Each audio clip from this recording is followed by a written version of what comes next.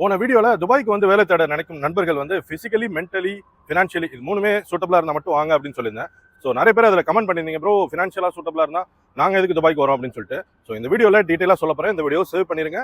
துபாய்க்கு வந்து வேலை தேடும் நினைக்கிற உங்க நண்பர்களுக்கு இந்த வீடியோவை ஷேர் பண்ணுங்க. பிசிக்கலி ரெடியா இருக்கீங்கன்னு எதுக்கு சொன்னேன்னா, இப்போ நீங்க துபாய்க்கு வந்து வேலை தேடணும்னு நினைக்கும் போது துபாய் மட்டுமே ஃபோக்கஸ் பண்ணாதீங்க. இப்போ நீங்க துபாய்க்கு வந்து ஸ்டே பண்ணிருக்கீங்க அப்படின்னா உங்களுக்கு ஒரு இன்டர்வியூ வந்து அதர் எமிரேட்ஸ்ல கூட வரலாம். இப்போ துபாய்னா துபாய் மட்டுமே கிடையாது.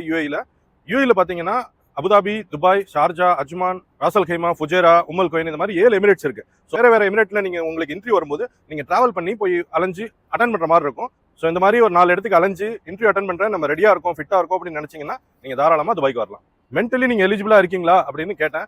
எதனாலனா சில பேருக்கு இங்க பணம் செலவு பண்ணிட்டு இங்க வந்ததுக்கு அப்புறம் வேலை தேட முடியாம ஹோம் சிக்கா இருக்கும், நான் ஊருக்கு போறேன் 10 நாள்ல அப்படின்னு சொல்லுவாங்க. ஸோ அப்படி நீங்க ஒரு மைண்ட் செட்ல வந்தீங்கன்னா நீங்க ஊருக்கு போற மாதிரி இருக்கும்போது உங்களுக்கு நிறைய லாஸ் ஆகிறதுக்கு சான்சஸ் இருக்கு. அது மட்டும் இல்லாம ஃபாரின்ல போயிட்டு வேலை செஞ்சு கிடைக்கிற சம்பளம் வந்து இந்தியாவில கிடைக்குது அப்படின்னு சொன்னீங்கன்னா அந்த மாதிரி மைண்ட் செட்ல இருக்கும்போது கூட உங்களுக்கு நீங்க ஃபாரின் வரதுக்கு தேவையில்லை.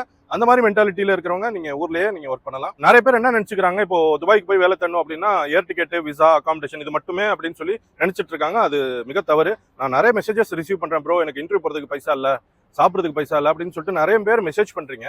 ஸோ இதுக்காக தான் ஒரு அவேர்னஸ்க்காக ஒரு வீடியோ போடலாம் அப்படின்னு சொல்லிட்டு.